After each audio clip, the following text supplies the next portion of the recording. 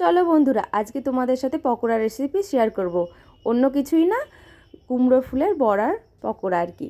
তো এরকম আস্তে আস্তে ফুলের বড়াও কিন্তু স্বাদটা কিন্তু অসাধারণ লাগে। তো এইভাবে অনেক দিন করছিলাম, তো এবারে কুমড়োর ফুলটা একটু বেশি হয়েছে। তো তার জন্য আমি এই কুমড়োর ফুলগুলো ভালো করে ছাড়িয়ে নিয়ে ধুয়ে এভাবে কুচি কুচি করে কেটে নিচ্ছি। তো এরকম গরম গরম বড়া কিন্তু দারুণ লাগে। আমরা তো সব কিছুর সাথে একটা বড়া তো থাকবেই।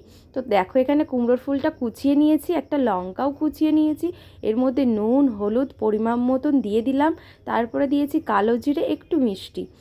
তো এটা যেহেতু নিরামিষ করে করব, তার জন্য মিষ্টিটা দিলাম। তো এদিকে দেখো বেসন দিয়ে দিচ্ছি পরিমাণ মতন। তো তোমরা এরকম দিয়ে দেবে, তারপরে জল দিয়ে এটা ভালো করে মাখবে। তো দেখো সুন্দর করে আমি মেখে নিচ্ছি। তো এরকম কুমড়ো ফুলের পকোড়া, তারপরে মোচার পকোড়া, তো এগুলো খেতে নিরামিষ করে দারুণ লাগে। তো এখানে দেখো আমি কড়াই গরম বসিয়ে দিয়েছি, তেলও গরম হয়ে গেছে, আর একটা একটা করে বড়াও আমি ছেড়ে দিচ্ছি। তো দেখো ছোট ছোট করে ছাড়বো, চিকেন পকোড়ার মতন আর কি। তো এইভাবে করবে, নিরামিষ দিনে দারুণ লাগবে খেতে। আর এই বড়াগুলো বেশ আমি এদিক ওদিক করে লাল লাল করে একটু ভেজে নেব, বেশ কড়াও কড়াও হবে। আর তোমরা চাইলে একটু চালের গুঁড়ো টুড়োও দিতে পারো।